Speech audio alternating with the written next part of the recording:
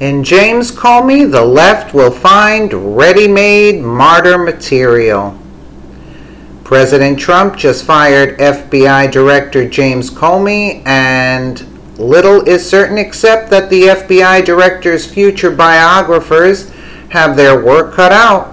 Depending on the month and the year, Comey had incurred either the universal hatred or the begrudging admiration of the left. Altering roles, he's played both the villain and the victim. Luckily for the legacy of the lawman, Comey is going out on top. While Trump fired the FBI director for allegedly usurping the Attorney General with his decision not to prosecute Clinton, Comey was also removed during the middle of an ongoing investigation of Russia's electoral meddling that makes him ready-made martyr material. Already, Senate Minority Leader Chuck Schumer, Democrat of New York, has suggested that the firing was foul play, and on CNN, an incredulous Jeffrey Toobin of the New Yorker slammed the dismissal as a grotesque abuse of power by the President of the United States. But this change of heart has nothing to do with principle. It's a product of political timing, as Eric Erickson explains. The left wanted James Comey fired right up until Trump fired him. The conservative talk show host rightly observed, now they're screaming cover-up. Any political observer more than 6 months old can corroborate that analysis. For reopening the case into Hillary Clinton's email server just weeks before the election, he was labeled a veritable enemy of representative democracy. The election was rigged by James Comey, Paul Krugman thundered in the opinion pages of the New York Times. Comey must be fired, demanded Jennifer Rubin over at the Washington Post. And Comey needs to be barred from any form of public service, Kurt Eichenwald insisted in Vanity Fair. As the Washington Examiner predicted almost exactly 2 months ago, those pundits now look silly in proportion to their degree of outrage. They once hated him, and soon they will learn to love him. Unfortunately for future students of history, that back and forth will likely make their heads spin. Isn't that something? Let's listen to Senator Schumer calls for independent prosecutor on Russia. Deeply troubling pattern from the Trump administration. They fired Sally Yates. They fired Preet Bharara.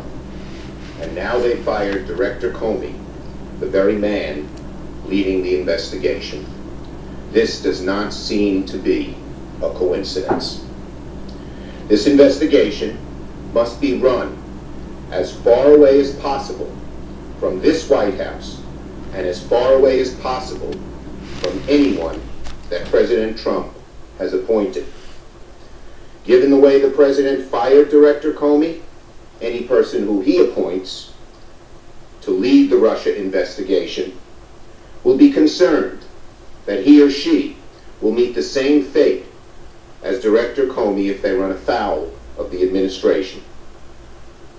The American people need to have faith that an investigation as serious as this one is being conducted impartially, without a shred of bias.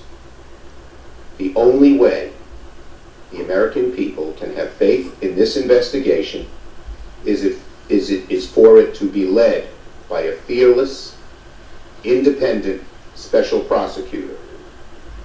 If Deputy Attorney General Rosenstein does not appoint an independent special prosecutor, every American will rightly suspect that the decision to fire Director Comey was part of a cover-up.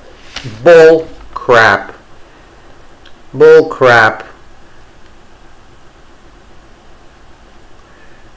What is that?